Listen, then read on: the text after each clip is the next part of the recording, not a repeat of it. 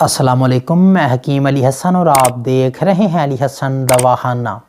آج آپ کو ایسی غذاؤں کے متعلق بتاؤں گا جو ایک دوسرے کی دشمن ہیں۔ ان کو آپ نے کبھی بھی ایک ساتھ نہیں کھانا۔ الگ الگ کھائیں گے تو حیات ہیں، ایک ساتھ کھائیں گے تو زہر ہیں۔ سب سے پہلے پیاز اور دودھ۔ دودھ کے ساتھ آپ نے کبھی بھی پیاز کا استعمال نہیں کرنا، یا اگر آپ نے پیاز کا استعمال کر لیا ہے تو اوپر سے آپ نے دودھ نہیں پینا۔ یہ ایک دوسرے کے جانی دشمن ہیں۔ اس سے آپ کو سکن کے بہت سارے مسئلے بن سکتے ہیں، مثال کے طور پر سورائسس جس کو چنبل بولتے ہیں، ددر، خارش، دانے اور معدہ خراب ہو جائے گا آپ کا۔ یہ دو چیزیں آپ نے اکٹھی نہیں کرنی، پیاز اور دودھ۔ اور دوسرا، دودھ کے ساتھ کبھی بھی سٹرک ایسڈ والے پھل آپ نے نہیں کھانے، نہ ہی ان کا ملک شیک بنانا ہے۔ سٹرک ایسڈ کس میں زیادہ پایا جاتا ہے؟ مالٹا، کنو، موسمی، لیمن، انگور، آڑو، جو بھی پھل کھٹا ہے اس میں سٹرک ایسڈ پایا جاتا ہے۔ اور ان پھلوں میں کبھی بھی دودھ نہیں ڈالا جاتا۔ آپ نے کبھی دیکھا ہے کہ کسی نے مالٹے کا جوس نکالا اور اس میں دودھ ڈال کے اس کا شیک کیا ہو؟ ایسا کبھی بھی نہیں کیا جاتا۔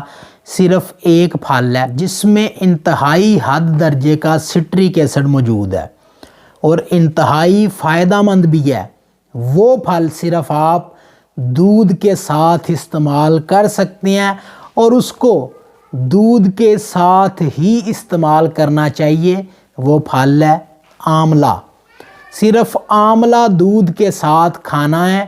اس کے علاوہ جتنے بھی سٹرک ایسڈ والے پھل ہیں وہ آپ نے دودھ کے ساتھ استعمال نہیں کرنے۔ تیسرے نمبر پر شہد اور گھی۔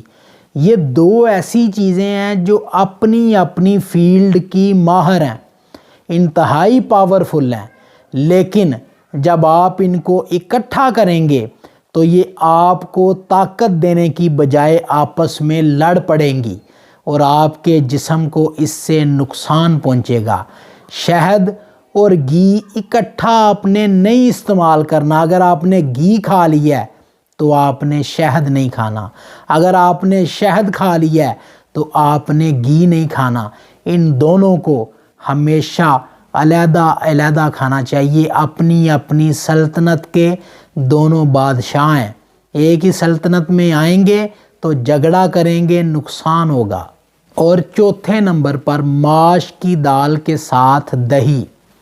ماش کی دال دالوں میں بہترین دال سمجھی جاتی ہے، مگر دہی کے ساتھ آپ استعمال کریں گے تو پوائزن ہے، زہر ہے، دونوں آپس میں لڑیں گے اور نقصان آپ کا ہوگا۔ ماش کی دال کے ساتھ دہی کبھی بھی مت کھائیں۔ اور اگر آپ دہی بلے کے شوقین ہیں تو بلہ اگر تو بیسن کا بنا ہے یعنی چنے کی دال کا، پھر تو آپ استعمال کر سکتے ہیں، مگر بلہ اگر ماش کی دال کا بنا ہے، کیونکہ اکثر اوقات گھروں میں دیکھا گیا ہے کہ مونگ اور ماش کی دال کے بلے بنائے جاتے ہیں، تو یہ دہی بلے آپ کے لیے نقصان دہ ہیں۔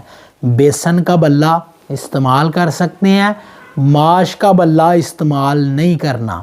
تو یہ چار چیزیں آپ نوٹ کر لیں، ان کو کبھی بھی آپ نے اکٹھا نہیں ہونے دینا۔ علیحدہ علیحدہ کھائیں گے آپ کے لیے فائدہ مند ہے، آپ کی امیونٹی کو بڑھائیں گی، آپ کے جسم کو تقویت دیں گی۔